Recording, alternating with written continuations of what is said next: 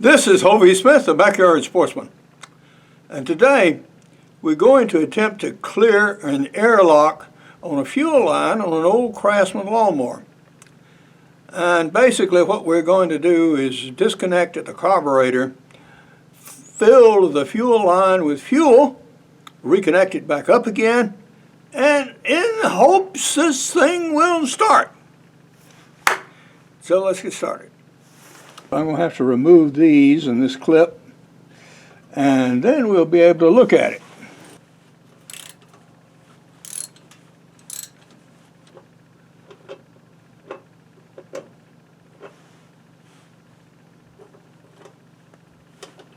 Right, those are two different sizes. Okay.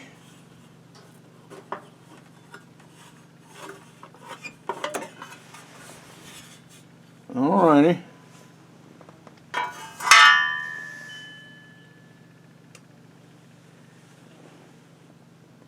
And that goes over to here. The fuel line actually enters the carburation system right here. It makes a loop, goes around the carburetor, around the side of the engine where we were, and almost a yard back there, finally connects to the gas tank.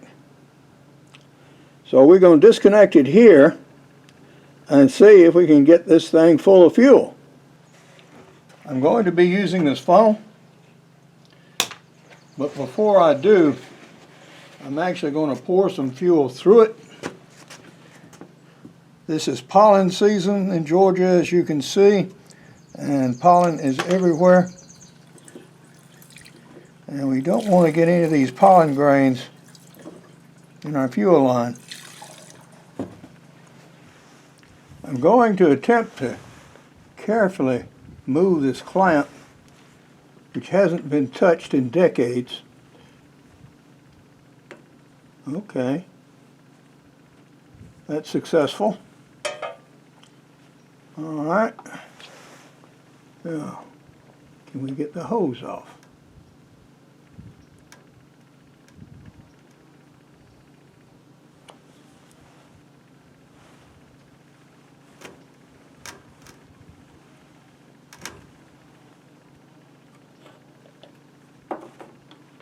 And we did get the hose off. All right. Okay. So,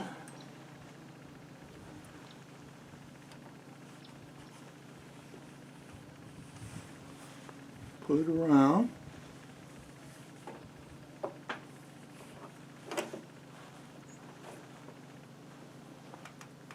Get it where it's pointing upwards. All right, got that far. So far, so good. In the old days, you would have put your mouth on it and sucked on it until you got a mouthful of gasoline, and then you know the hose was right. But I'm not going to do that. Checking the rest of the hose here. Got some crud on it. It seems to be basically okay. All right, I think we can work with that. A funnel will sort of fit here, so we shall see. You know, I'm getting as much spilt on me as I am in the hose, I think. Okay, now that sounds more like it.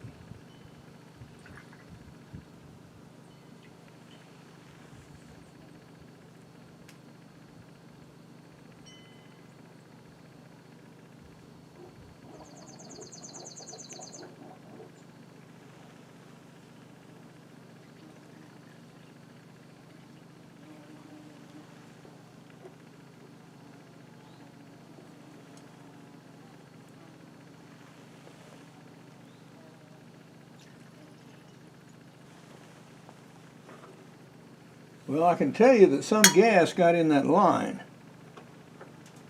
How much, I do not know. But the hose is not filled. We kept filling until finally we had fuel actually appearing in the top of that hose. And then I snaked it around back and reattached it, as you see. But before I attempt to start it, I'm going to let this gas that's on the machine evaporate and move it back a bit where it was and get that rag well out of the way. I don't want to burn up my machine, so we're going to take a few precautions. I'm trying to see if we can actually see fuel in the fuel filter.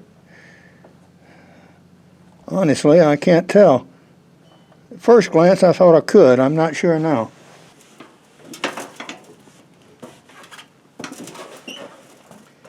Even accounting for spillage, all that gas had to go somewhere.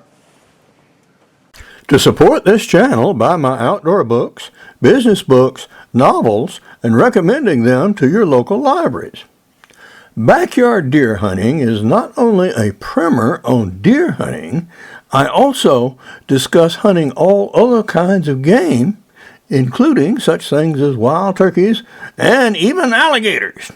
In this book, you will find detailed instructions on inexpensive firearms, inexpensive clothing, how to hunt close to home, how to do it inexpensively, and finally, how to clean and cook what you take. This book belongs in every library in America, and if you wish, please give it or buy it and donate it. Let's see.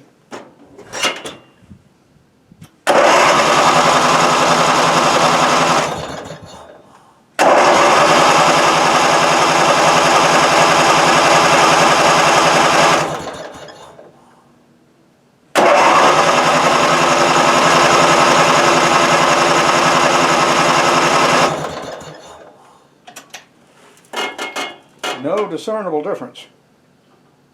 Give it a shot of starting fluid. Okay, with starting fluid this time.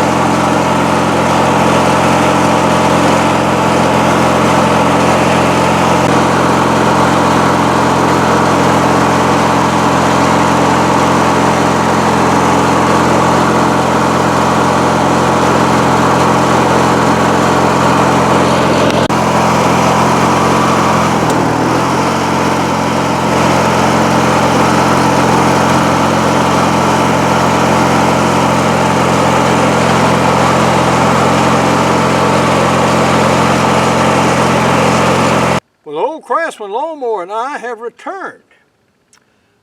We just had a couple of miles around the farm, and it did just fine.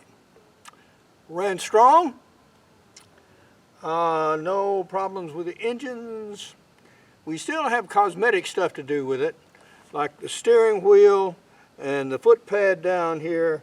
Of course, we're going to replace this part right here as soon as it cools off. But yeah, we solved that problem. And now, this thing's ready to go get a deer. But now, this is Hovey Smith, reminding you to hunt what you eat and eat what you hunt. Be legal, be ethical, be safe. Goodbye, God bless, and see you next time.